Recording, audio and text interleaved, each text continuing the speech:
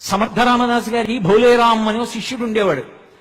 సమర్థరామదాసు గారు ఉత్తర భారతదేశానికి వెడుతూ రే రామచంద్రమూర్తికి ప్రతిరోజు నైవేద్యం పెట్టరా అన్నారు. ఆయన ఏదో నైవేద్యం పట్టుకెళ్ళి అక్కడ పెట్టాడు. తినలేదు సీతారాములు. నువ్వు తినకపోతే ఎలా, నా కోసం కాదు మా గురువు గారు చెప్పారు తినన్నాడు ఆయన. ఆయన తినలేదు. నువ్వు తినకపోతే నేను గురువు గారికి ఇచ్చిన మాట పోతుంది, తింటావా తినవా అన్నాడు. ఆయన ఊరుకున్నాడు. ఆయన తల కొట్టేసుకోవడం మొదలెట్టాడు. మా గురువు గారికి తెలిస్తే ఏమైపోతాను, నేను గురువు గారికి ఇచ్చిన మాట పోయిందని తల కొట్టుకున్నాడు. వెంటనే గబగబా రాముడు సీతమ్మ తినేశారు. అంతా తినేశాక మా గురువు గారు మిగిలిన ప్రసాదం తినేసేవారు, అంతా తినేశారు, నేనేం తినాలన్నాడు. అయ్యి బాబో ఇదొక్కడ కూడా నీకు అట్టేసి పెడతానని సీతమ్మ అట్టేసి పెట్టింది. తీరా అట్టేసి అరిటాకులో పెట్టాకన్నాడు, మా గురువు గారికి అట్లంటే చాలా ఇష్టం, నేను మా గురువు గారికి పెట్టకుండా తిన్నా, మా గురువు గారి దగ్గరికి ఎడతానని పరిగెత్తడం మొదలెట్టాడు. ఒరే గురువు గారు కాశీ వెడుతున్నారా, ఎక్కడికో వెళ్ళిపోయాడు, ఇప్పటికి నువ్వు ఎప్పటికట్టట్టు కడతావు, తినరా నాయన అంది సీతమ్మ.